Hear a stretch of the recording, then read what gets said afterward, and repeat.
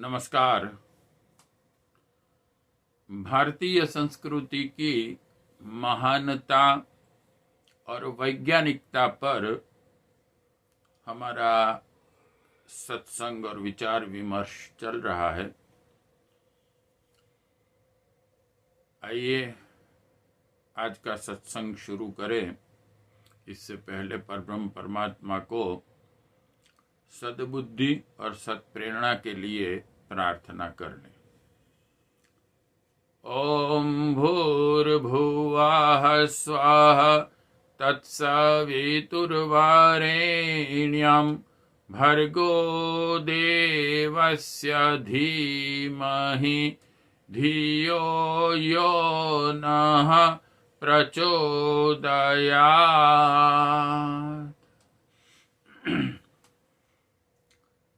हमारे आज के सत्संग में हमारे सभी परिजन और हमारे सभी सत्संगी मित्रों का स्वागत है। हमारा विषय चल रहा है अगले कई एपिसोड्स से भारतीय संस्कृति और धर्म में, वैदिक धर्म में, सनातन धर्म में, आर्य धर्म, देव संस्कृति जिसे कहा जाता है, गायत्री मंत्र को क्यों इतना इम्पोर्टेंट दिया गया है और गायत्री मंत्र में क्या ज्ञान, विज्ञान और रहस्य हैं, इस पर हम चिंतन कर रहे हैं।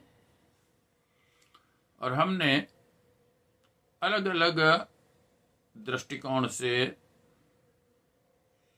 गायत्री मंत्र का पर्यवेक्षण किया और इनकी प्रेरणाएं, इनके ज्ञान को समझने की कोशिश की। अद्वैत, द्वैत, त्रैत और अभी हम जो समझने की कोशिश कर रहे हैं, इस 4 आयामों में जब हम समझने की कोशिश करते हैं, जीवन के, समाज के, व्यक्तित्व विकास के, तो इसमें इसका ज्ञान और मार्गदर्शन क्या है, ये जानने की हम कोशिश कर रहे हैं। 4 वेद, 4 आश्रम, इन सभी पर हमने दृष्टिपात किया। आइए आज हम यह समझने की कोशिश करते हैं कि मनुष्य जन्म मिला है, मनुष्य शरीर मिला है, तो मनुष्य को कुछ न कुछ जीवन में कार्यरत रहना ही पड़ता है। कोई अगर चाहे कि मुझे कुछ नहीं करना है, बस यूं ही बैठे रहना है, मान लीजिए उसकी परिस्थितियां कुछ ऐसी हैं कि उसे कुछ मेहनत करने की ज़रूरत नहीं है, उसको अपने माता पिता, अगली पीढ़ी से कुछ इतनी मिलकत, पैसे मिले हैं कि न तो उसे नौकरी करने की ज़रूरत है और न तो पैसे कमाने की कोई चिंता करनी पड़ती है। और वो अगर ये सोचे कि अब क्या है, बैठे हैं, तो मनुष्य जीवन पाकर भी मृत्यु तो निश्चित है ही, लेकिन ये कह सकते हैं कि अमूल्य मनुष्य जीवन प्रत्येक महापुरुषों ने, प्रत्येक अच्छे फिलोसोफरों ने यही कहा कि मनुष्य जन्म बहुत ही महत्व का है और इसका उपयोग हमें करना ही चाहिए। और भारतीय संस्कृति तो ये कहती है कि भाई 84 लाख अलग अलग पशु योनियों में से हम जब कितने वर्षों तक एक जन्म एक मृत्यु, जन्म मृत्यु पाते पाते पाते हमारी चेतना जब ऊर्ध्वगामी धीरे धीरे धीरे धीरे होती हैं, तब कहीं जाके मनुष्य शरीर मिलता है। और मॉडर्न साइंटिस्ट का भी यही कहना है कि भाई मनुष्य जीवन अमीबा छोटा सा था, उसमें से धीरे धीरे विकसित हुआ। डार्विन की थियरी भी यही कहती है। वैसे डार्विन की थियरी नहीं है वो, उसने प्रेरणा भी भारत आकर ही हमारे वैदिक थियरी से ही ली। और हमारे पुराणों में भी हम देखते हैं कि मत्स्य अवतार से शुरू होता है, जल में से धीरे धीरे धीरे धीरे विकास हुआ और एक से एक बढ़िया विचारशील प्राणी का सर्जन होता चला गया। तो मनुष्य जीवन में हमें क्रियान्वित रहना आवश्यक है। शरीर मिला है तो कुछ काम भी करना ही पड़ेगा। और जो ये कहते हैं कि हम निष्क्रिय हैं, वो निष्क्रिय नहीं रह सकते हैं। वास्तविक में हमारे विचार चलते ही रहते हैं और इन विचारों का हमारे व्यक्तित्व पर इतना प्रभाव होता है कि कहा गया है कि मनुष्य जैसा सोचता है ऐसा ही उसका व्यक्तित्व बन जाता है। सांस लेनी पड़ती है, भोजन लेना पड़ता है, नित्य कर्म करने पड़ते हैं, तो बिल्कुल निष्क्रियता तो किसी के लिए भी संभव नहीं।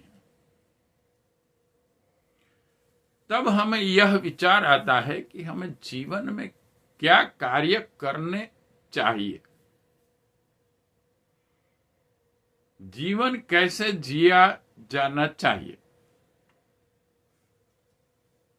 और इसके लिए हमने अगले एपिसोड में एक तो टाइम टेबल तो हमने देखा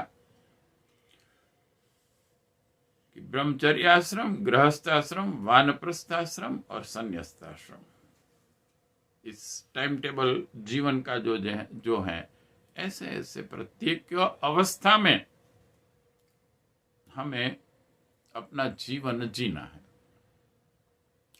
लेकिन इन सभी अवस्थाओं में प्रयत्न क्या करने हैं, क्या कार्य करने हैं, कैसी हमारी सोच होनी चाहिए, कैसी हमारी हृदय की भावनाएं होनी चाहिए, इसके लिए हमारे गायत्री मंत्र के ज्ञान को जब हम विस्तृत करके वेदों में देखते हैं, तब हमें उस वैदिक ज्ञान में 4 पुरुषार्थ कहे गए हैं। जीवन में आपको यह 4 पुरुषार्थ अवश्य करने चाहिए। पुरुषार्थ किए बगैर कोई फल मिलता नहीं है।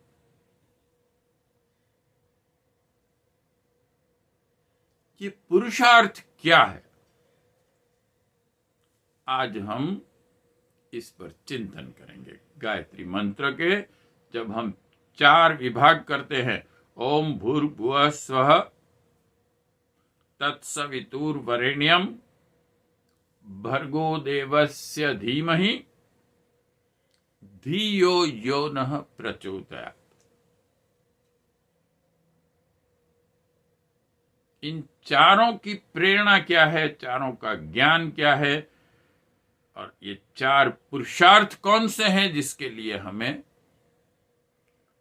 हमारे वैदिक धर्म ने प्रेरणा दी है। कि आपका जन्म मनुष्य योनि में हुआ है तो आपका कुछ कर्तव्य है। और हमने यह भी देखा, जब हम 3 एस्पेक्ट्स पर चिंतन कर रहे थे गायत्री मंत्र के, तो हमने देखा था कि प्रत्येक मनुष्य जन्म लेता है तो उस पर 3 ऋण डेप्थ होते हैं, लेके ही आता है। देव ऋण, ऋषि ऋण और पितृ ऋण। अब ये भी चुकाने हैं, और इसी वजह से, इसी कारण से हमें कुछ न कुछ कार्यान्वित रहना पड़ता है। तो आइए, ये 4 पुरुषार्थ जिसे कहते हैं वो क्या है? ये हैं धर्म, अर्थ, काम और मोक्ष। इन चारों को हम अलग अलग समझने का प्रयत्न करेंगे। वैसे मैं आपसे पहले ही कह चुका कि जैसे विज्ञान इतना महान है, इतना ज्ञान है कि कोई एक व्यक्ति किसी भी विषय को न तो पूर्ण समझ सकता है, न उसकी पूर्ण अभिव्यक्ति कर सकता है। तो वैदिक ज्ञान तो आज के विज्ञान से भी विस्तृत है, ऊंची अवस्था में है।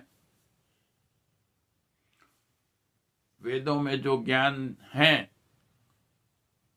उसमें कई ऐसा ज्ञान है जिसे आज के स्पेशलिस्ट समझ नहीं सकते। जैसे कि मैथमेटिशियंस है, वैदिक मैथमेटिक्स, आज जितना भी मैथमेटिक्स में संशोधन हुआ है वो सभी वैदिक मैथमेटिक्स में तो है, लेकिन उसमें कई ऐसी थियरी हैं जो आज के मैथमेटिशियन समझ नहीं सकते। ट्रिगोनोमेट्री न तो आज के किसी मैथमेटिशियन ने ढूंढी है, वेदों में थी। हम पिरामिड देखते हैं तो पिरामिड के स्ट्रक्चर में ट्रिगोनोमेट्री बहुत ही बढ़िया तरीके से इसका उपयोग किया गया था। मय संस्कृति ने इसका निर्माण किया था। और गलत थियरियां आती रहती हैं। जैसे किसी ने कहा कि भाई ये तो कुछ राजा महाराजाओं ने अपने मृत शरीर रखने के लिए बनाए गए थे, इतना बड़ा स्ट्रक्चर, इतना वैज्ञानिक स्ट्रक्चर। तो कई इतिहासविद, स्पेशलिस्ट ये भी प्रश्न करते हैं कि भाई अगर वो अपनी मृत शरीर रखने के लिए इतने बड़े बिल्डिंग्स जैसा बना सकते हैं वैज्ञानिक जो है पूरी तरीके से, तो वो रहने के लिए उनके महल कहाँ थे? रहते कहाँ थे? कहीं दिखाई नहीं देता। यानी कि हो सकता है कुछ ऐसी सभ्यताएं आई जिन्होंने यही काम किया कि जो अच्छी आगे का जो विज्ञान था या तो उसे तोड़ा फोड़ा, जो साहित्य है उसे जला दिया, और जहां भी कोई अच्छा निर्माण देखा तो वहां अपने किसी माता पिता पति पत्नी और किसी को का डेड बॉडी रखकर उस पर उसकी यादी के लिए कुछ न कुछ बना दिया। हमारे देश में भी बहुत ऐसे विवाद हैं कि वास्तविकता में यह क्या किसी व्यक्ति के मृत्यु के बाद उसकी याद में बनाया हुआ स्ट्रक्चर है या मंदिर है। तो यह जो विज्ञान वेदों के अंदर हम देखते हैं वो आज से भी कई गुना ज्यादा था। स्पेस का ज्ञान हम देखें या तो शरीर विज्ञान देखें या मेडिसिन का विज्ञान आयुर्वेद में देखें या योग का विज्ञान देखें। और इसीलिए उस ज्ञान को कोई भी व्यक्ति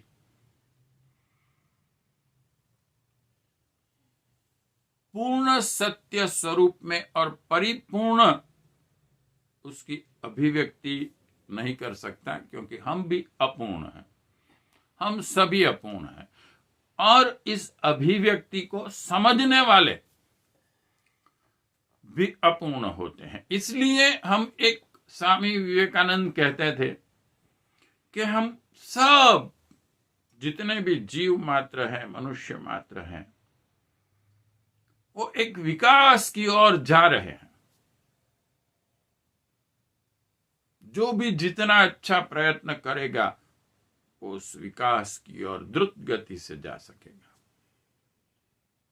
तो हम सिर्फ इन महान ज्ञान को थोड़ा बहुत जो हम हमारी बुद्धि से जितना समझ सकते हैं उसकी अभिव्यक्ति करते हैं, उससे समझने की कोशिश करते हैं, और उसमें से जो अच्छा लगता है वो हम व्यक्तिगत तौर पर, पारिवारिक तौर पर और सामाजिक स्तर पर उसे एडॉप्ट करना चाहिए। तो 4 पुरुषार्थों को अगर संक्षिप्त में हम देखते हैं तो पहला आता है धर्म। धर्म का जो अर्थ है उसे उस शब्द के कई अर्थ किए गए हैं, कई डेफिनेशंस दी गई हैं। जैसे कि हमारे शास्त्रों ने धर्म के 10 लक्षण कहे हैं, और उस 10 लक्षण जो हैं उसे समझाने के लिए योग दर्शन में यम नियम 10 दिए गए हैं। 5 यम 5 नियम, अहिंसा, सत्य, अस्तेय, ब्रह्मचर्य, अपरिग्रह, ये 5 यम है समाज के साथ कैसी आपकी बिहेवियर हो। और 5 नियम है शौच, संतोष, तप, स्वाध्याय, ईश्वर प्रणिधान। और इन 10 जो धर्म के लक्षण हैं उसे समझकर उसका स्ट्रक्चर बनाया गया। और ये अगर हम देखते हैं तो बड़ा संक्षिप्त में उसका परिणाम यह आता है कि हमारी कुछ फर्ज हैं। एक तो वो जो हमने 3 ऋण के बारे में देखा, उसे हमें चुकाना तो है ही।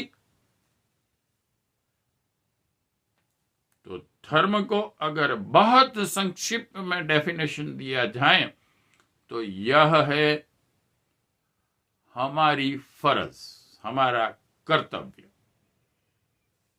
और ये कई आयामों में है। हम देखते हैं हमारे माता पिता की ओर हमारा धर्म है, हमारे बच्चों की और हमें कुछ कर्तव्य निभाने हैं, हमारी पत्नी पति की और भी हमारे कुछ न कुछ कर्तव्य फर्जें हैं, हमारे राष्ट्र की ओर भी हमारे कुछ न कुछ हमारे कर्तव्य करने आवश्यक हैं। पूरे विश्व के लिए भी जहां हम जीवन यापन कर रहे हैं हमारे कुछ कर्तव्य, हमारी कुछ फर्जें हैं। संपूर्ण प्राणी जगत और वनस्पति जगत, एनवायरमेंट, इनकी और भी हमारी कुछ फर्जें हैं।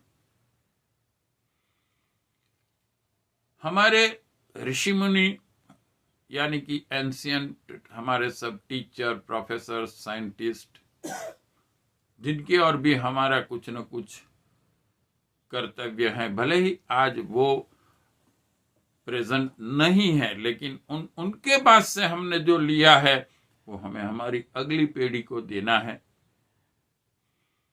उसमें कुछ विकास करके देना है, नहीं कम करके। तो पूरे समाज की ओर हमारे जितने भी कर्तव्य हैं, हमारी फर्जें हैं, वो हमें निभानी ही चाहिए। और पहला पुरुषार्थ जो है उसे प्रायोरिटी यही दी गई, धर्म। उसमें एक वर्णाश्रम धर्म भी आया है, उसे हम आगे देखेंगे कि वर्ण व्यवस्था क्या है समाज की वेदों के अंदर, जिसे समझाने के लिए भी कई महापुरुषों ने बड़े अच्छे प्रयत्न किए। क्योंकि इन सभी ज्ञान के अंदर बहुत सारी विकृतियां घुस गई। जो सत्य ज्ञान था उसका स्वरूप बहुत सारा बदल गया। तो धर्म हमारी ड्यूटी है। और हमारे वेद, जब हम गायत्री मंत्र का ज्ञान विस्तृत करके समझने की कोशिश करते हैं, तो यह हमें ये सभी धर्म के बारे में मार्गदर्शन देता है कि आपकी माता पिता की और क्या आपका धर्म है, क्या ड्यूटी है, क्या आपको करना है। किसी एक गृहस्थ के पास एक संत गए थे, तो कोई उन्होंने प्रश्न किया कि भाई क्या कर रहे हो। तो उसने कहा कि देखिए, एक तो मैं मेरा कर्ज चुका रहा हूं, दूसरा मैं इन्वेस्टमेंट कर रहा हूं। ऐसा ऐसा करके बहुत अच्छा समझाया उन्होंने। तो बोला, कर्ज क्या चुकाते हो? जो मेरे माता पिता की मैं सेवा करता हूं, ये मेरा कर्ज था जो मैं अदा कर रहा हूं। और बच्चों का निर्माण, वो मेरा बैंक बैलेंस बना रहा हूं कि जो मुझे इन फ्यूचर में काम आएगा। इन्वेस्टमेंट कर रहा हूं। तो ऐसी बढ़िया कल्पनाएं हमारे वैदिक धर्म की फिलॉसफी में थी। अपने कर्तव्य की ओर जागृत रहना, अपने कर्तव्यों से बचने की कोशिश करना, ये बहुत ही बड़ा गुनाह है।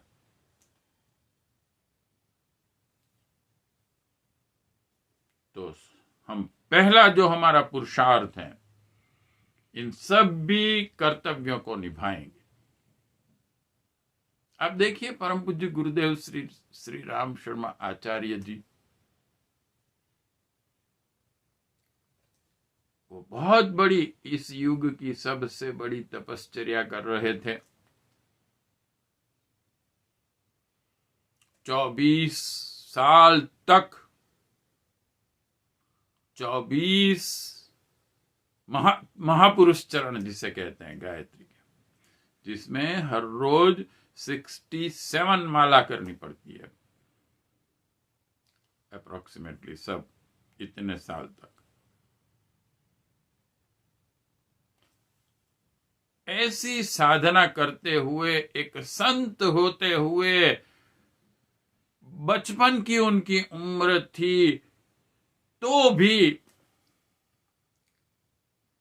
उन्होंने जब आजादी की लड़त शुरू हुई तो तुरंत कहा कि मेरे राष्ट्र की और भी कुछ फर्ज है, मानवता की और भी कुछ फर्ज हैं। और उन्होंने उस सेना में जाकर मिल गए। कैसे? कितने कष्ट, घर से भागकर निकले, कोई जाने नहीं देता था।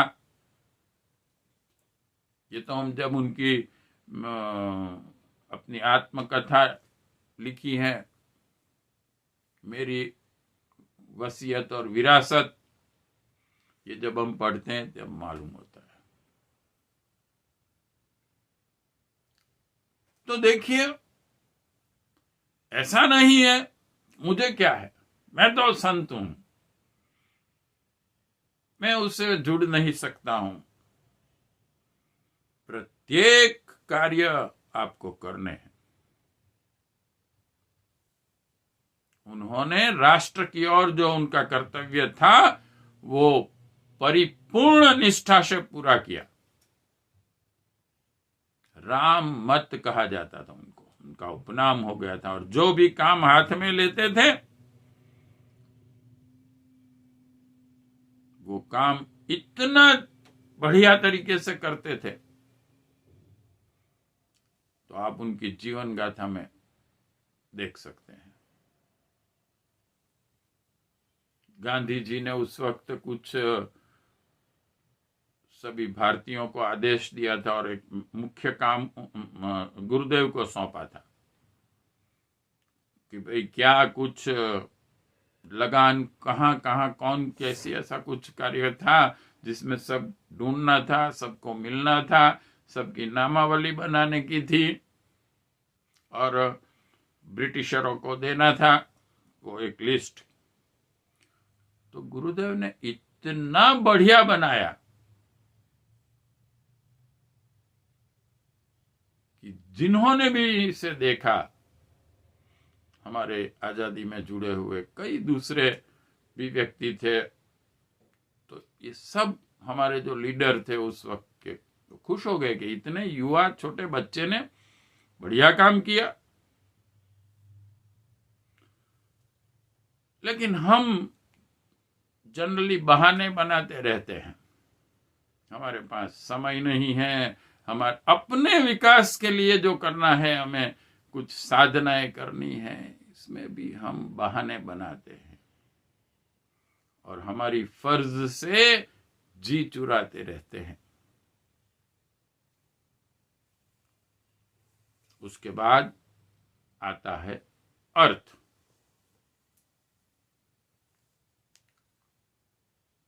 पैसे के बारे में जब हम सोचते हैं, इसकी आवश्यकता सबको रहती है, लेकिन हमारी भारतीय संस्कृति में इनके बारे में दो विचार दिए गए हैं। एक, पैसे को कैसे कमाया जाए, और दूसरा,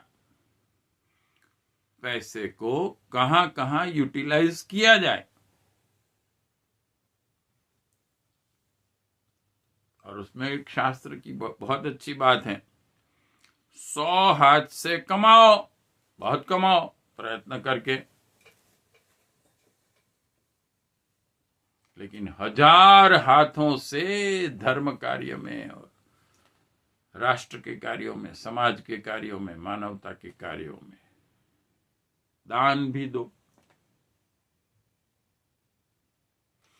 इन दोनों पर पूरा मार्गदर्शन हमारी वैदिक संस्कृति ने दिया है। माता लक्ष्मी को 2 प्रकार की दिखाई गई है, यानी कि एक, ईमानदारी की इनकम कमाने के लिए, और एक बेईमानी की इनकम भी हो सकती है। तो हमें पहला जो मार्गदर्शन मिलता है वैदिक धर्म में से, कि आपकी पूरी इनकम ईमानदारी की, अपनी मेहनत की, पसीना बहा के जो कमाई गई है, और दूसरों का भला करके। भारतीय संस्कृति के प्रत्येक घर के बाहर लिखा हुआ होता है, मूलभूत सिद्धांत क्या? शुभ लाभ। हम लाभ तब ही लेंगे जब दूसरों का पहले शुभ करेंगे। शुभ को पहले स्थान दिया गया। शुभ लाभ, पहले हम दूसरों का कल्याण करेंगे, उसके बाद ही उसमें से जो कुछ हमारे लिए मिलेगा उसमें से भी हम मिनिमम हमारे पास रखेंगे। सादा जीवन, उच्च विचार, ये हमारा जीवन जीने का सिद्धांत था। वैदिक काल के बारे में जो जितने भी आप पुस्तक पढ़ेंगे, जैसे कि परम पूज्य गुरुदेव ने भारतीय संस्कृति के आधारभूत तत्व वाङ्मय नंबर 34 और समस्त विश्व को भारत के अजस्त्र अनुदान वाङ्मय नंबर 35, और ऐसे ही आर्य समाज का एक पुस्तक है वैदिक काल को समझें। ऐसे अरविंद, महर्षि अरविंद का 2 पार्ट में है। वेदों के ज्ञान को हम समझें, जीवन में कितना उपयोगी। जब इन सभी हम बड़े बड़े हमारे जो ऋषि हैं, फिलोसोफर्स हैं, स्कॉलर्स हैं, उनको जब हम पढ़ते हैं तब हमें मालूम होता है कि इस वैदिक ज्ञान ने कितना बढ़िया मार्गदर्शन दिया है। सिंपल लिविंग, ये कहा जाता है कि सिले हुए कपड़े तक नहीं पहनते थे। कपड़े कौन से पहनते थे? वल्कल, जिसे कहा जाता था। हमारे पास समय नहीं है। समय क्यों नहीं है? ज्ञान ज्ञान और ज्ञान में ही रत रहते हैं। जीवन क्या है, परब्रह्म परमात्मा क्या है, और यही इसी वजह से आप देखिए कि भारत के पास कितना ज्ञान था। हमारा कितना लिटरेचर, जबकि विदेशियों ने जब इस देश पर हमला किया, अलग अलग प्रकार के विदेशियों के हमले हुए हमारे देश पर, उनमें से कई ऐसे भी थे जो हमारे ज्ञान को अपने देश में ले गए, हमारी पुस्तकें अपने देश में ले गए। हमारी मूर्तियां जो मंदिर की थी, इनके करोड़ों करोड़ों रुपये उनकी कीमत देने वाले थे विदेश में, तो यहां से उसकी भी दान चोरी होती थी, वहां बिकती थी। इसकी वैल्यू इतनी होती थी,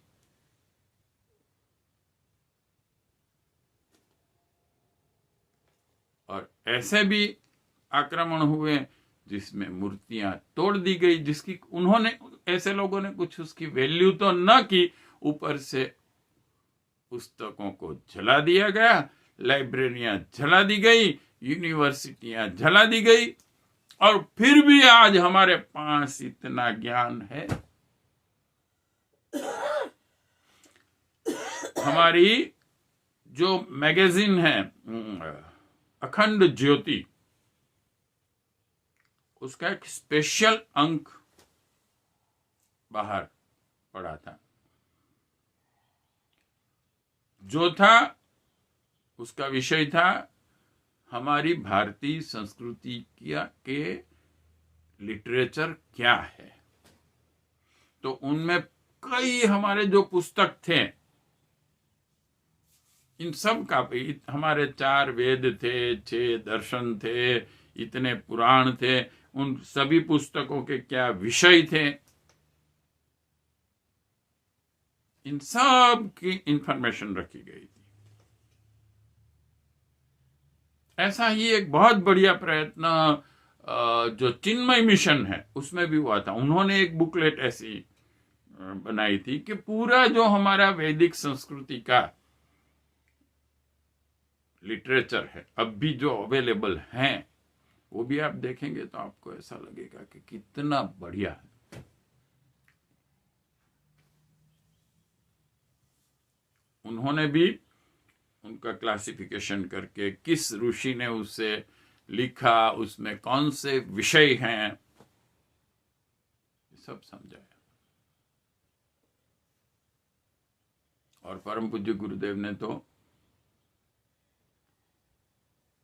दादा गुरुदेव ने पहला आदेश उन्हें दिया कि भारतीय संस्कृति के जो वेरी इंपॉर्टेंट शास्त्र हैं उनका ट्रांसलेशन विथ इंटरप्रिटेशन करके विश्व के समक्ष रखो।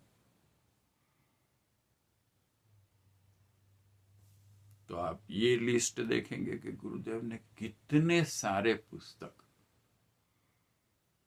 4 वेद, अरे 4 वेदों का ट्रांसलेशन कितने महापुरुषों ने प्रयत्न किया करने का। बहुत कम ऐसे थे कि जिन्होंने 4 वेदों का ट्रांसलेशन भी अपने जीवन काल में कर सके। उनमें से गुरुदेव एक हैं, प्लस कई दूसरे शास्त्र, 6 दर्शन, 18 पुराण, 24 गीता गिने, और इनसे भी आगे बढ़कर 3200 से ज्यादा पुस्तक लिखे। गुरु जी का एक उपनाम, बहुत जो पीएचडी कक्षा के और ऐसे जो हमारे परिजन हैं जिन्होंने उनका बहुत सारा रीडिंग भी किया, तो गुरुदेव का एक उपनाम रख दिया उन्होंने, चलता फिरता एनसाइक्लोपीडिया। वो कहते हैं कुछ ये मालूम नहीं होता कि गुरुदेव की कलम कौन से विषय ऐसा है जिस पर न चली हो।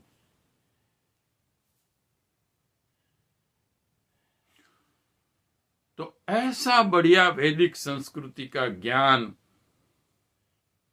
जो हमें पूरा मार्गदर्शन देता है कि कैसे पैसे को कमाया जाए और उससे कैसे उपयोग में लाया जाए।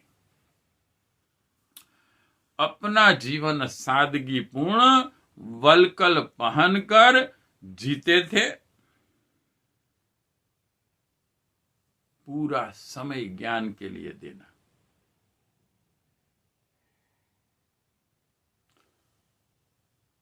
और कोई भी व्यक्ति ऐसा नहीं था कि जो समाज के लिए कुछ काम करता हो उसका कोई भी पैसे लेता हो, कोई पेमेंट लेता हो। राजा से लेकर सभी, हम जनक राजा को जानते हैं, अपना जीवन गौपालन, पशुपालन और खेती से सबका चलता था। तो पूरा अपना सादा जीवन जीते हुए ईमानदारी के पैसे की कमाई थी और वो ज्यादातर सत्कार्यों में उसको उपयोग में लाया जाता था।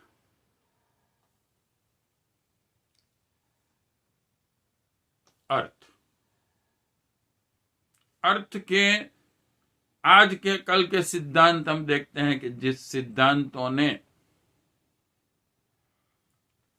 पूरे विश्व को अनबैलेंस कर दिया है। कोई व्यक्ति करोड़ों करोड़ों रुपए का मालिक बन गया है और उसकी जीवनचर्या आप देखिए, कितनी लग्जरियस लाइफ वो जीता है और फिर भी वो पैसे उसे कम पड़ते हैं। और विश्व में कई ऐसे व्यक्ति हैं जिनके पास खाने का, पहनने के कपड़े, जीवन जी नहीं सकते, कितने ही भोजन न मिलने से कितने लाखों व्यक्ति मर गए।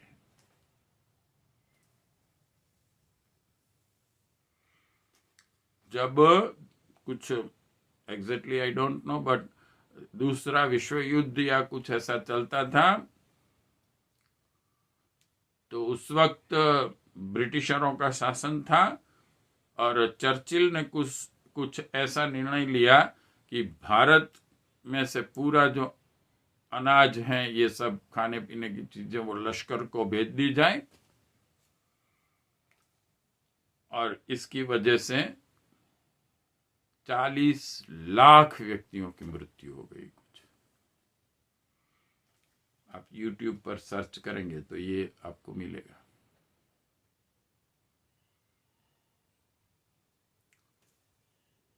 समाज का एक वर्ग दूसरे का शोषण करता है और हमारे रूल्स रेगुलेशंस और हमारी जो समाज को प्रेरणाएं मिलती हैं, वो उसका जीवन ऐसा बना देती हैं कि एक और लग्जरियस, एक और गरीबी, unequal distribution of economy.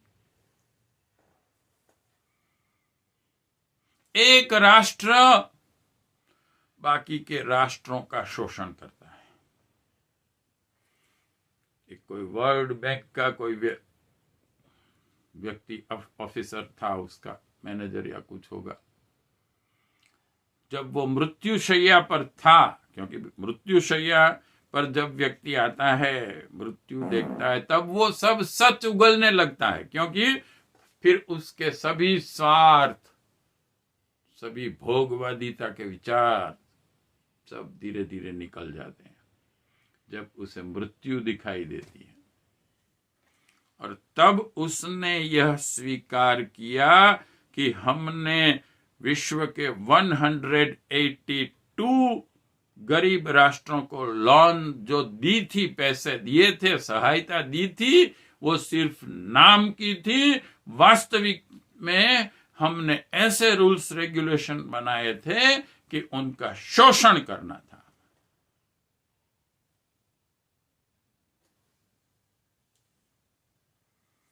This is the rules regulation of economy nowadays. जो ऊपर से ये कहते हैं कि हम विश्व कल्याण के लिए काम कर रहे हैं, हम मानवता के लिए काम कर रहे हैं, जबकि भारतीय वैदिक धर्म की यह विशेषता रही है कि यहां त्याग और बलिदान, माता लक्ष्मी कहा जाता था पैसे को, और इसे भोगवादिता के दृष्टिकोण से नहीं देखा जाता था। जैसे माता प्रकृति को हम माता कहते हैं, धरती को माता कहते हैं, नदियों माता कहते हैं हम, और इसलिए कभी भारतीय जीवन पद्धति में न तो इसे कभी कोई नुकसान किया जाता है, न पर्यावरण को हर्ट किया जाता है। और इसलिए आइंस्टाइन तक को कहना पड़ा था,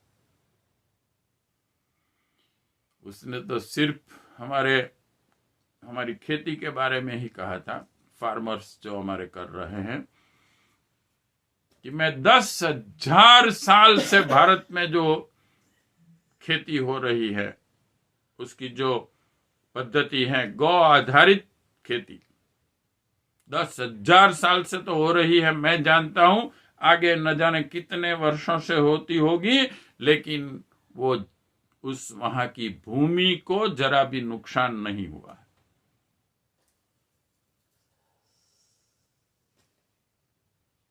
और हमने सिर्फ 50 या तो 100 साल में जो ये केमिकल्स और फर्टिलाइजर्स बनाकर धरती को बंजर कर दिया है। परम पूज्य गुरुदेव ने अपनी जो पुस्तक आज से 50-60 साल पहले लिख दी थी, विश्व की विभीषिकाएं क्या क्या है, उसमें ये सब हम उनके प्रेडिक्शंस, उनके उन्होंने जो फॉरकास्ट किया था कि ऐसा होगा, वो आज देख रहे हैं। न सिर्फ गुरुदेव, हमारे कई ऐसे आध्यात्मिक व्यक्ति हो गए। तो अगर वो जीवन पद्धति ऐसी थी कि 10,000 साल तक हमने धरती माता को कुछ नुकसान नहीं किया, तो अर्थ हम जब आगे एक और पॉइंट देखेंगे, और वो है जब हम 4 वर्ण पर चिंतन करेंगे तब देखेंगे कि इसकी एक बहुत बड़ी जो स्पेशलिटी थी वो ये थी कि चारों वर्ण का लिविंग स्टैंडर्ड समान था।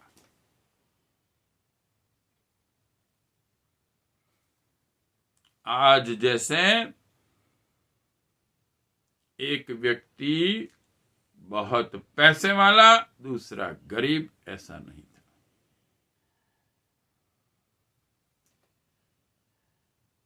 और उस अर्थ का सही कमाएं, सही उपयोग करें।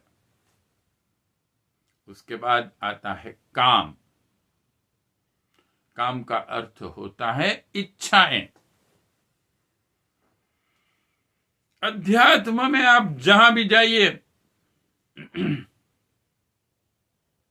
कई धर्म स्थानों पर, सभी धर्मों में, सभी संप्रदायों में ज्यादातर ये कहा जाएगा कि आप यहां आए हैं, आपकी सभी इच्छाएं पूर्ण होगी। देखिए कैसा ढकोसला है। आपकी इच्छाएं क्या है? कुछ भी हो, कैसी भी गलत हो, कैसी भी विनाशक हो, कैसी भी स्वार्थपरत हो, कैसी भी प्राणी मात्र को नुकसान करने वाली हो, ये नहीं देखना है। आपकी इच्छाएं पूर्ण होगी। अरे भाई, भारतीय संस्कृति, वेदों ने यही कहा है, it is not possible at all.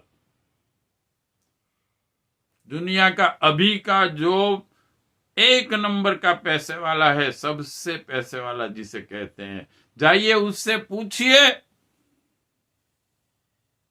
उसे संतोष है?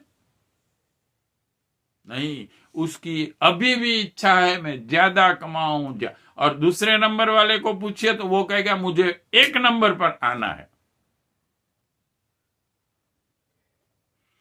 इच्छाएं, इच्छाएं। आपकी इच्छा तो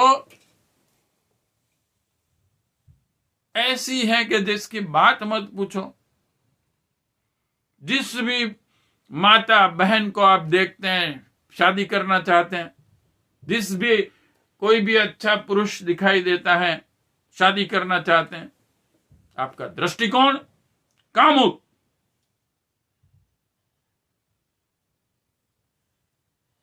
मैं सभी भौतिक पदार्थों का मालिक हो जाऊं, 3 लोगों की मिलकत मेरे घर में ला दूं। आप देखिए कि हमारा चिंतन, हमारी इच्छाएं और कहने वाले ये आध्यात्मिक जितने भी स्थान कहे जाते हैं, या गुरु कहे जाते हैं, या मार्गदर्शक कहे जाते हैं, ये एक बहुत बड़ा ढकोसला आपके साथ करते हैं। जा बेटा, तेरी सब इच्छाएं पूरी हो जाएगी। हालांकि वास्तविकता यह है कि हमें अपनी इच्छाओं पर हमारा कंट्रोल करके उससे परिवर्तित करनी है, और इससे कहते हैं काम। कबीर जी ने एक कड़ी की है, बाजीगर का बांदरा यों जीव मन के साथ, गल बिच डोरी डालकर नाना खिलावे नाच। मन को कबीर जी ने कहा कि ये वो मदारी है जो जीव को, जैसे मदारी बंदर को अपने साथ रखता है, गले में डोरी डाल के बांध देता है, कहीं जा नहीं सकता, कहीं भाग नहीं सकता। और जो मदारी कहता है वो बंदर करता रहता है। मदारी कहता है बेटा चढ़ जा ये डोरी पर, बेटा सलाम कर सबको, वो सलाम करता है। और ऐसे ही हमें मन जो कहता है हम उसके गुलाम बन जाते हैं, हम हमारी इच्छाओं के गुलाम बन जाते हैं। हम कभी ये नहीं सोचते कि क्या हमें हमारी इच्छाएं, हमारा मन जो हमें कहता है वो सही है या उसमें कुछ परिवर्तन लाने की जरूरत है। और यही पुरुषार्थ वेदों ने दिया है, अपनी इच्छाओं का परिवर्तन करेंगे आप।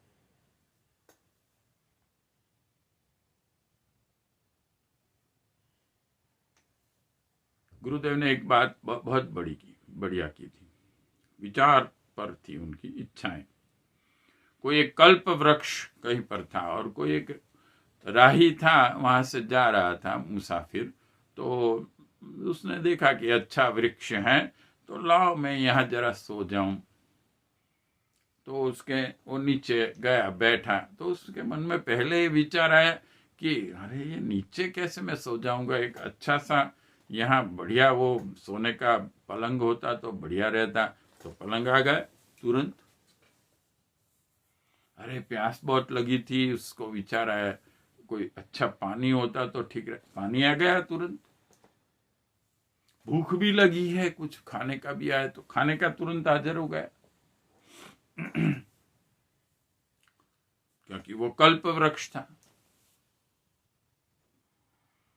तो उसे विचार आया कि अरे भाई ये क्या है, यहाँ कोई ये सब मैं जो सोचता हूं आ जाता है, यहाँ कोई राक्षस होगा। और वो राक्षस यहाँ आ गया तो राक्षस आ गया तुरंत सामने, क्योंकि वो तो कल्प वृक्ष था, वो जैसा सोचेगा वैसा होता था। राक्षस आ गया तो वो बोला ये राक्षस आ गया, मुझे खा जाएगा, तो वो खा गया उसको।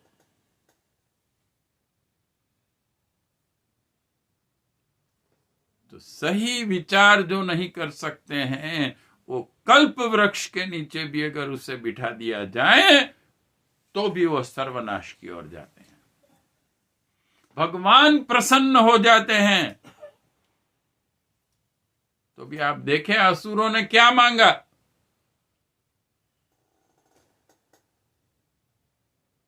उसने कहा कि मैं जिस पर हाथ रखूं वो भस्म हो जाए।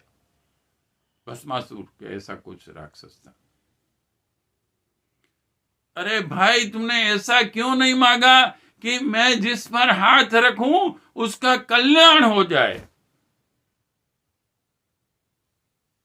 नहीं, क्योंकि सोच, इच्छाएं, तो पहली आवश्यकता है। हमारे वेदों ने जो तीसरा पुरुषार्थ कहा, आप अपनी आकांक्षाओं को बदलें, अपने विचारों को सही मार्ग पर ले जाएं। और परम पूज्य गुरुदेव ने इसलिए 4 संयम दिए हैं। डिटेल में हम आगे उस पर सोचेंगे। गायत्री मंत्र की प्रेरणा जो है 4 संयम के लिए, उसमें धन संयम, समय संयम, इंद्रिय संयम और चौथा है विचार संयम। आप इतने सक्षम होने चाहिए कि आपकी इच्छाओं पर आपका कंट्रोल हो, न कि आप इच्छाओं के गुलाम हो। और इसीलिए एक कहावत है मित्रों, मन के जीते जीत, मन के हारे हार। पूरे विश्व को आप जीत लेंगे, लेकिन आप अपने मन को नहीं जीत सके, आप अपनी इच्छाओं को नहीं जीत सके, तो आपका जीवन बेकार जाएगा। हमें अपनी इच्छाएं कैसी रखनी है, हमें अपनी इच्छाओं का स्वरूप क्या देना है। हमें मानव जन्म मिला है तो हमारी आकांक्षाएं कैसी होनी चाहिए।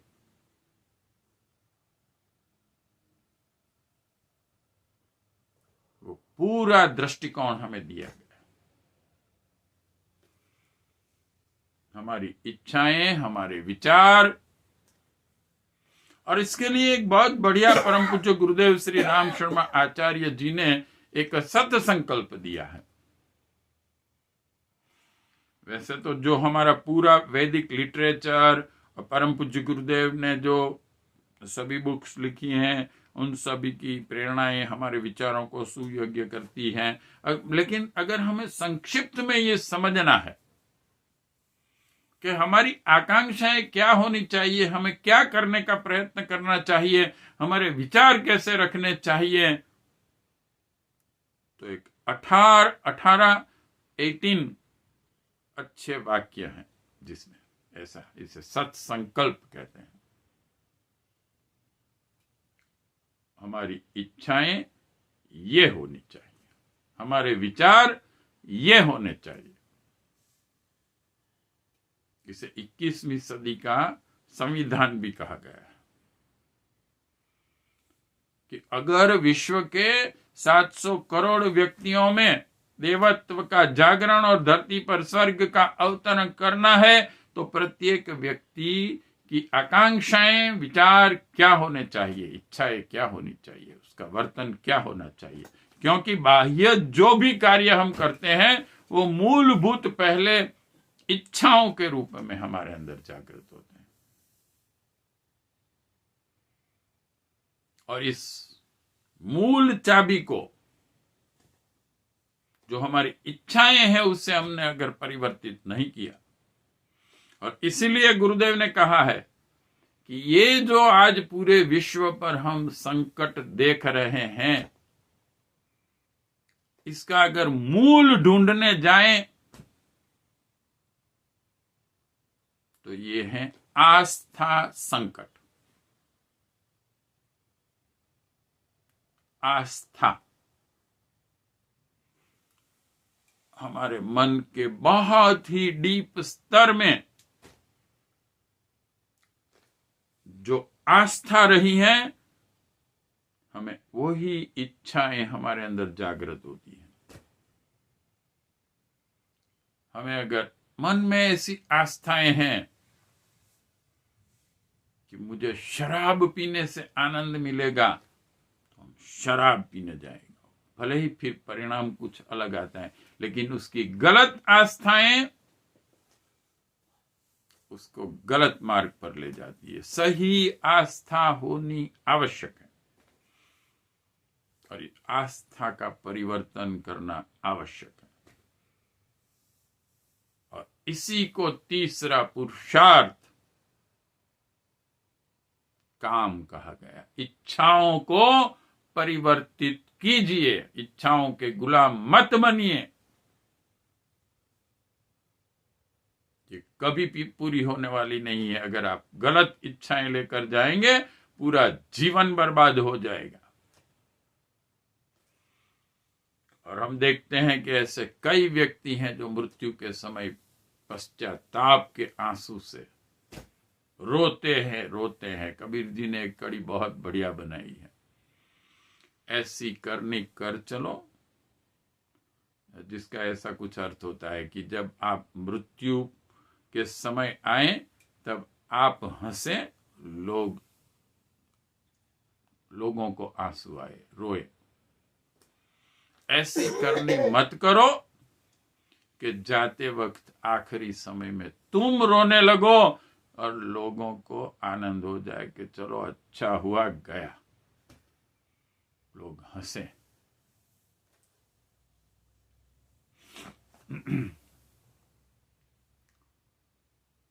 फिर आते हैं चौथे पुरुषार्थ पर, मोक्ष। मोक्ष की जो डेफिनेशन परम पूज्य गुरुदेव ने दी है, बहुत बढ़िया दी है। और हमारे शास्त्रों में भी कहा है। और जो उसकी स्पेशल मुक्ति क्या है, स्वर्ग क्या है, उस बुक की अगर हम स्टार्टिंग देखें तो ही हमारा कंसेप्ट क्लियर हो जाए। ऐसी बहुत बढ़िया स्टार्टिंग परम पूज्य गुरुदेव ने दी है। जो कुछ 42 बुक्स बहुत समय पहले शांति कुंज ने अध्यात्म और विज्ञान ऐसा सब्जेक्ट लेके बनाई थी, और उसमें यह बुक थी। तो उन्होंने सबसे पहले कहा, शुरुआत ही ऐसे की कि बेटा जब तुम मेघ धनुष्य देखते हो बारिश के समय में,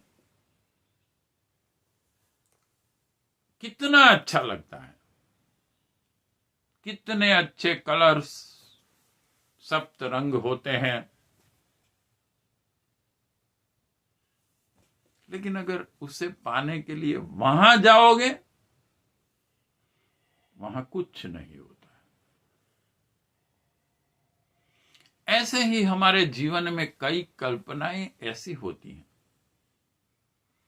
हम कभी स्वर्ग की कल्पना करते हैं, कभी मोक्ष की कल्पना कर लेते हैं, और हमारी जो थोड़ी सी बुद्धि है, इससे हम ये चिंतन कर लेते हैं कि ऐसा होगा, वैसा होगा वहां। और फिर गुरुदेव ने सभी जो सामान्य व्यक्ति चिंतन करते हैं, इन सभी को समझाया। कोई कहता है बेटा स्वर्ग ऐसा है कि भगवान सबके सामने आके बैठते हैं, सबको भगवान मिलते हैं। तो गुरुदेव ने कहा चलो बेटा मान लो कि आ गए, सब जितने भी जीव हैं भगवान सबके सामने आकर बैठे, फिर क्या करोगे? बैठे रहोगे, इसे जीवन समझोगे। कोई कहता है स्वर्ग में तो बहुत बहुत भोगवादिता के अच्छे अच्छे पदार्थ मिलते हैं, अच्छा अच्छा खाना मिलता है, ये मिलता है।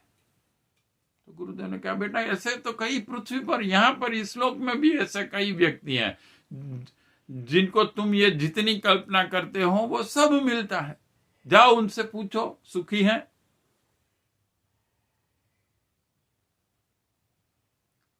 तो फिर वास्तविक में स्वर्ग, मोक्ष, मुक्ति ये क्या है?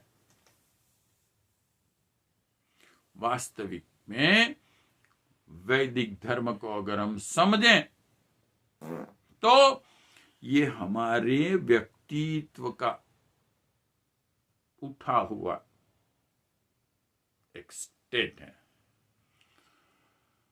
हम जब अपना चिंतन, अपनी भावनाएं, अपनी आकांक्षाएं जब ऊंची अवस्था में ले जाते हैं, यानी कि हमारा इंटरनल डेवलपमेंट जब होता है, जो आवश्यक है।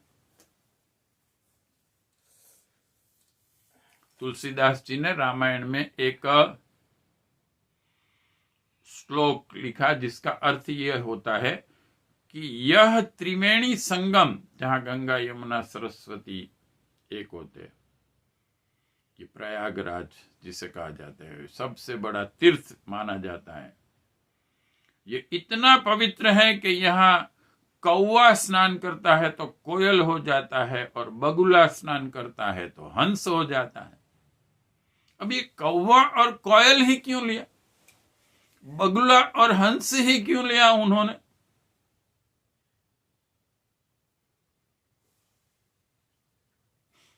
बाहर से समान होते हैं। परिवर्तन शरीर में नहीं आता, बाह्य परिवर्तन नहीं। और ये 3 नदियां जो एकत्रित होती हैं वो वास्तविक में क्या है? 3 योग जो हमें एक साथ करने हैं, 3 बंधनों को हमें जिससे एक साथ मुक्त होना है। कर्म योग, ज्ञान योग, भक्ति योग, और 3 जो बंधन है हमारे, लोभ, मोह, अहंकार, इनसे मुक्त 3 योग एक साथ करने हैं। एक से नहीं चलेगा। हम तो भक्ति योग करते हैं, बस हम उसमें मानते हैं। तीनों योग, तभी 3 नदी वहां मिली, तब ये सबसे बड़ा तीर्थ हुआ। और अष्टांग योग में भी आप देखिए, जिसे क्रिया योग कहा जाता है, क्रिया योग, ये नियम जो है 5, शौच, संतोष, तप, स्वाध्याय, ईश्वर प्रणिधान, तो इसमें से जो तप, स्वाध्याय, ईश्वर प्रणिधान, ये 3 को संयुक्त रूप से क्रिया योग कहा गया है। ये 3 क्या है? तप, कर्म योग, और तप का डेफिनेशन हम जब वेदों में, गीता में, सभी शास्त्रों में देखते हैं तो एक ही होता है कि सत्य के रास्ते पर चलते हुए जो कष्ट मिलते हैं उसे सहना और सत्य का रास्ता नहीं छोड़ना,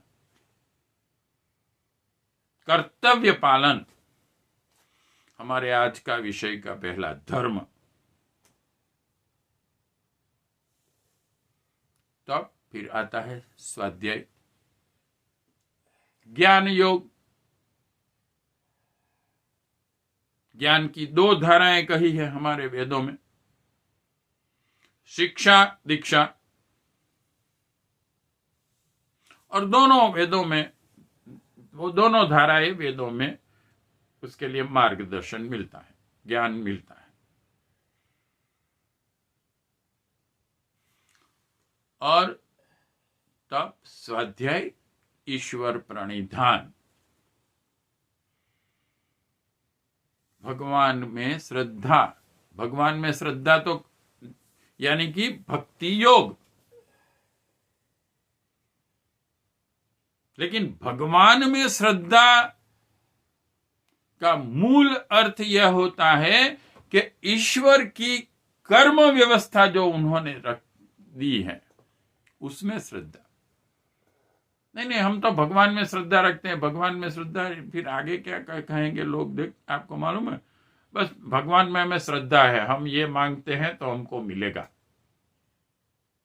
हमको भगवान में श्रद्धा है, मेरा ये रोग दूर कर देंगे, ये श्रद्धा, अपने स्वार्थ की श्रद्धा। अरे भाई, श्रद्धा कर्मयोग में रखिए, उसके परिणाम सही आएंगे, जो कर्म व्यवस्था पर ब्रह्म परमात्मा ने की है। एक बहुत बढ़िया बात, एक बार हमारे एरिया में हमारे बहुत बड़े परिव्राजक मथुरा से आए थे, तो उन्होंने एक बात कही थी। क्या कही थी? तो एक बार नारद जी कहीं जा रहे थे भगवान से मिलने के लिए, तो रास्ते में कहीं एक घर आया, तो उन्होंने सोचा चलो पानी वानी पी लेते हैं। वहां रुके, घर में जाए तो सबने कहा आइए आइए, संत आए हैं, ये हैं वो हैं, उनकी आगता स्वागता की। खुश हो गए नारद जी। फिर कहते कहाँ जाते हैं आप? तो बोला भगवान के पास जा रहे हैं मिलने। तो उसने कहा कि हमारा एक काम करे। क्या? हमारे यहाँ बच्चे नहीं हैं, तो भगवान से ये पूछना कि कब भगवान की कृपा होगी और हमारा परिवार परिपूर्ण होगा। कोई बात नहीं, कोई बात नहीं, नारद जी ने कहा हम पूछेंगे। फिर तो हम जानते हैं कि विष्णु भगवान को मिलने के लिए एक नारद जी ही ऐसे हैं कि जिनको कोई परमिशन लेनी नहीं पड़ती है। लेकिन इसका मतलब क्या है आप जानते हैं? जो अपने स्वार्थ के लिए नहीं कार्यरत, जो दूसरों के लिए काम करता है, जो विश्व कल्याण की भावना रखता है, वो कभी भी भगवान के पास जा सकता है। हम उसे समझते ही नहीं। हमारी शास्त्रों की यही बात है। नारद जी एक ही ऐसे थे कि जो हमेशा भगवान से पूछते थे कि भगवान ये क्या किया जाए, दुखी जो प्राणी मात्र हैं, तो अपने लिए कभी कुछ नहीं मांगते, तो कभी भी जा सकते। तो भगवान से मिलने गए, भगवान ने भी से बातें की, ये वो पूछा क्या करें, ये सब। फिर उनको याद आ गया, अरे हाँ, रास्ते में भाई वो एक मिले थे भक्त जिनके घर पर मैं ठहरा था। तो भगवान वो पूछते हैं कि उनके वहां कोई बालक नहीं है। तो भगवान ने कहा, देखा, उसने कहा कि क्या कहूं उसे। भगवान ने कहा कि बड़े दुख की बात है कि इस जन्म में तो उसे बालक नहीं है, लेकिन अगले 7 जन्मों में भी नहीं है। नारद जी को भी बड़ा दुख हुआ। चलो कोई बात नहीं, कह देंगे उसे। फिर वो वापस आए और उस घर में वापस से आइए बैठे। फिर उस भक्त ने कहा कि भगवान से पूछा। नारद जी ने कहा, हाँ पूछा, लेकिन बड़ी दुख की बात है। भगवान ने कहा कि इस जन्म में नहीं है और अगले 7 जन्मों तक नहीं है तुम्हारे नसीब में बालक। वो भी कोई बात नहीं, चलिए, जैसी भगवान की इच्छा। नारद जी चले गए। फिर कुछ साल के बाद फिर वहां से उनको निकलने का हुआ। अरे वो तो ये घर आया, अरे यहां से तो हम गए थे, तो चलो इनसे मिल के जाते हैं। तो मिलने गए, घर में गया, आइए आइए आइए, नारद जी सबने स्वागत किया। तो 2 बच्चे खेल रहे थे वहां। नारद जी ने सोचा होगा कोई अड़ोस पड़ोस से आया होगा या कोई मेहमान आए होंगे। तो बातें चीतें तो हुई। फिर नारद जी ने पूछा, मेहमान आए हैं क्या? ये बच्चे किसके हैं? तो उसने कहा, मेरे ही हैं, हमारे ही हैं, 2 बेटे हैं। नारद जी ने सोचा, अरे ये क्या है, भगवान ने तो ना कहा था। आपने कहा था ना भगवान ने ना कहा है। उसने भी फिर तो थोड़ा हंसी मजाक में लिया। आपके भगवान ने ना कहा था ना कि मेरे यहां नहीं है बच्चे, 7 जन्म तक नहीं है। 2 बच्चे हैं और मेरे ही है, बाहर से आए नहीं है, कोई मेहमान नहीं है यहां। तो नारद जी तो घबराए, अरे ये क्या है, भगवान ने ये क्या कहा हमें। तो जल्दी जल्दी, हाँ भाई हाँ, अच्छा, कुछ गड़बड़ देखता हूं, मैं भगवान के पास ही जाता हूं, पूछ लेता हूं क्या हुआ। तो गए भगवान के पास, जो बातें करनी थी जल्दी करके उसने जल्दी से, फिर भगवान आपने तो मेरी इज्जत का फालूदा कर दिया। भगवान के क्यों, क्या हुआ? अरे क्या कहूं आपको, आपने मुझे कहा कि उसको 7 जन्म तक बेटा नहीं होगा, और आपने, अभी मैं वहां से ही आता हूं, उनके वहां 2 बच्चे हुए, आप बिल्कुल गलत बातें करते हैं भगवान होकर। भगवान ने कहा, नहीं बेटा, मैंने सच कहा था। अरे क्या सच कहा था? ये उसके नसीब में बेटे नहीं है 7 जन्म तक। अरे क्या नहीं है? मैं अपनी आंखों से देख कर आया। और उसने कहा कि मेरे बेटे हैं। तो भगवान ने कहा, बेटा देखो, मैंने उसे बच्चे नहीं, मेरी इच्छा से नहीं हुआ। हाँ, ये मुझे लगता है किसी भक्त का यह काम है। नारद जी ने कहा, भक्त का?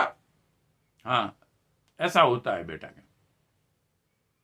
कई बार मेरे भक्त मुझसे भी ज्यादा शक्तिशाली होते हैं और मेरे से भी बढ़िया काम कर डालते हैं। जैसे तुलसीदास जी ने, या तो कोई एक भक्त थे, उन्होंने एक कड़ी लिखी कि राम को पुल बनाना पड़ा, हनुमान जी कूद गए, उसको पुल की जरूरत नहीं थी, ना पड़ी।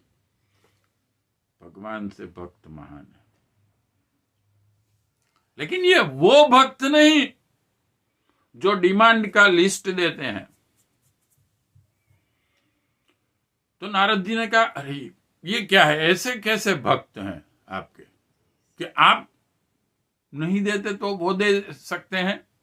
हाँ बेटा, ये भक्त तो तुम्हें देखना है भक्त को? हाँ हाँ दिखाइए मुझे, वो कौन से भक्त हैं। चलो, भगवान ने कहा एक जंगल में गए, उसके बीच एक झोंपड़ी थी, तो भगवान ने कहा देखा वो भक्त वहां रहता है, इसकी वजह से मेरे ख्याल से इसने उसे बच्चे का वरदान दे दिया होगा, आओ मिलते हैं उससे। तो जा रहे थे, तो थोड़ी देर में देखा तो वो भक्त तलवार लेके बाहर आए। बाहर आके उसने कुछ ऐसे तलवार का एक्सरसाइज किया, घुमाया घुमाया ऐसे, अब फिर अंदर चला गया। तो नारद जी ने ये देखा, अरे ये क्या है, ये भक्त है, तलवार घुमाते हैं, प्रैक्टिस करते हैं, तलवार की उसे क्या जरूरत है। भगवान ने कहा आओ पूछते हैं, उसे ही पूछते हैं, ऐसा करेंगे। तो गए, वहां जाके दरवाजा खटखटाया, भक्त बाहर आए, ओह भगवान आप। नारद जी पीछे खड़े थे, फिर बातें हुई, फिर भगवान ने कहा कि ये आपको तलवार क्यों घुमाते हैं। तो उन्होंने कहा कि मैं प्रैक्टिस कर रहा हूं, मैं 2 व्यक्ति को ढूंढ रहा हूं, जैसे ही मुझे मिले ठिशुम, तलवार से उसका मस्तक अलग। तो भगवान ने कहा किसको ढूंढते हैं आप। अरे मुझे बड़ा क्रोध आया है, 2 ऐसे व्यक्ति हैं। कौन है? भगवान ने कहा वो, एक तो वो नारद, नारद ने सुना तो छिप गए, मरे, ये मुझे ढूंढता है, और वो भी, और दूसरी वो द्रौपदी। क्यों भाई, उसने तुम्हारा क्या बिगाड़ा? अरे उसने मेरा नहीं बिगाड़ा है, उसने, द्रौपदी ने उसको उसके वस्त्र ही निकाल दिए जाते हैं। अरे भाई वस्त्र निकाल गए दिए तो क्या है, हम मनुष्य जन्म लेता है तब भी बगैर वस्त्र का ही होता है, और जब वो विदाई लेता है तभी वस्त्र नहीं होते। इसमें क्या ऐसी गड़बड़ी हो गई कि भगवान आइए पुकारने लगी, और मेरे भगवान को दौड़ना पड़ा, उसको डिस्टर्ब कर दिया। और नारद जी को क्यों ढूंढते हैं? नारद जी बार बार भगवान के पास बस चाहते हैं, और पृथ्वी पर बहुत सारे लोग दुखी हैं, उनको दुख दूर करने के लिए क्या करना चाहिए, कौन से व्रत करने चाहिए, कैसे वो सुखी हो सकते हैं, बस ये प्लानिंग उनको भगवान से जाननी है। और परेशान करते हैं भगवान को, अरे भाई ईश्वर की कर्म व्यवस्था उसको बताओ कि जो कुछ भी दुख दर्द तुम्हें मिलते हैं या सुख मिलते हैं, यह तुम्हारे ही कर्मों का परिणाम है। इतना कह देने का, दूसरी कोई बात ही नहीं करनी है, लोगों को यही समझाना है। उसकी बजाय वो बार बार भगवान पर पास आके, भगवान क्या करना चाहिए मुझे, क्या आपकी एडवाइस है, दुख दर्द दूर कैसे हो सकते हैं, और परेशान परेशान मेरे भगवान को करते रहते।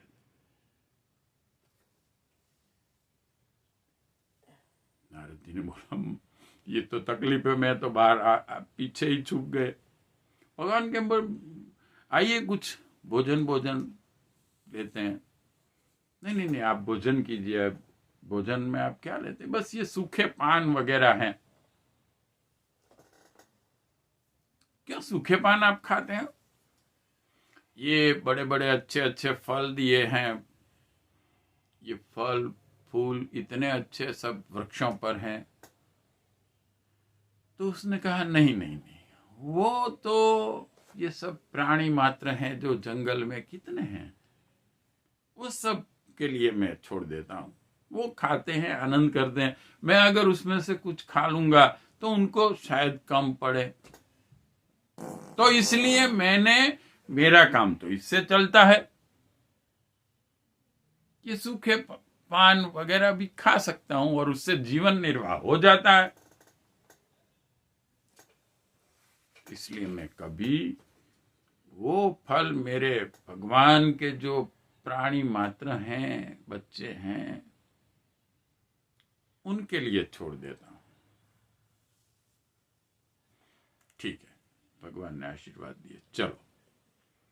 नारद जी और दोनों चले। फिर भगवान ने कहा, देखा ये भक्त, मैं जो कहता हूं इसे भक्त कहते हैं, और ये वो भक्त हैं कि जिनमें ये ताकत होती है कि भगवान की इच्छा से भी विपरीत कुछ करना चाहें तो कर सकते हैं, लेकिन वो ऐसा ही करते हैं जो अच्छा होता है और जो भगवान को और भक्त को दोनों को श्रेय दिलाता है। और यही मोक्ष की अवस्था जब हमें प्राप्त करनी है तो ईश्वर की कर्म व्यवस्था पर हमें श्रद्धा रखनी है, भगवान की। और सही तरीके से जीवन जीने के लिए मोक्ष हमें किससे प्राप्त करना है? अपने दुर्गुणों से। प्रत्येक व्यक्ति सद्गुणों और दुर्गुणों का सामुच्चय होता है, जहां तक वो साधक अवस्था में होता है। योग दर्शन और सांख्य दर्शन दोनों की पैर हैं, और गीता में ज्यादातर सांख्य दर्शन और योग दर्शन के ज्ञान को ही संक्षिप्त करके भगवान ने समझाने की कोशिश की। बार बार उन्होंने ये कहा, सांख्य दर्शन में ये कहा है, योग दर्शन में ये कहा है। सांख्य दर्शन त्रिविध दुखों से मुक्ति दिलाता है, और इन दुखों का कारण क्या है? दुर्गुण। अधिदैविक दुख, अधिभौतिक दुख, आध्यात्मिक दुख, इन तीन कैटेगरी में हम सभी दुखों को रख सकते हैं। उनसे मुक्ति पाना, दुर्गुणों से मुक्ति पाना। और योग भगवान के साथ एकाकार होना, परब्रह्म परमात्मा के साथ जुड़ना। तो ये जो चौथा पुरुषार्थ हमें करना है,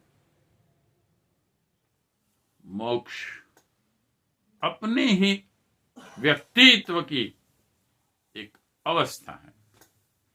इसे भी 4 में समझाया गया है।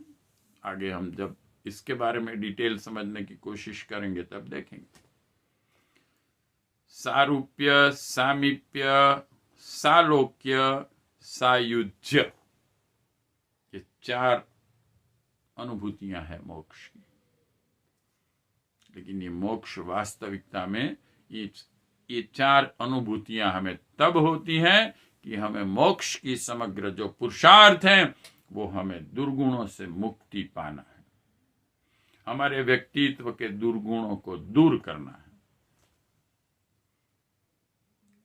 हमें 3 बंधनों से मुक्त होना है, हमें वासना, तृष्णा और ऐषणा से मुक्त होना है। तो ये हैं हमारे वैदिक धर्म के मनुष्य जन्म पाकर हमें जो पुरुषार्थ करने हैं, जो प्रयत्न करना है, जिस विषयों में हमें सक्रिय रहना है, इसके बारे में जो थोड़ा बहुत समझने की हमने कोशिश की। गायत्री मंत्र को जब हम 4 आयामों में देखते हैं तब जीवन के 4 अलग अलग आयामों में हमें वेदों के ज्ञान से मार्गदर्शन देता है। तो आज का हमारा सत्संग हम समाप्त करते हैं। आगे हम देखेंगे कि गायत्री मंत्र के ज्ञान को हम विस्तृत करके जब समझते हैं, तब हमें जीवन को परिष्कृत करने के लिए क्या क्या मार्गदर्शन मिलता है, जिससे हम अपने व्यक्तित्व का विकास कर सकते हैं। व्यक्ति निर्माण, परिवार निर्माण और समाज निर्माण जो हमारे लक्ष्य हैं। स्वस्थ शरीर, स्वच्छ मन, सभ्य समाज। तो आज का सत्संग हम पूर्ण करते हैं और हम ये संकल्प भी लें कि हमारे जीवन में इन 4 पुरुषार्थों को हम अपनाएंगे। आलस को छोड़कर पुरुषार्थ रत होंगे इन 4 दिशाओं। ओम तत्सत। ओम शांति ही शांति ही शांति।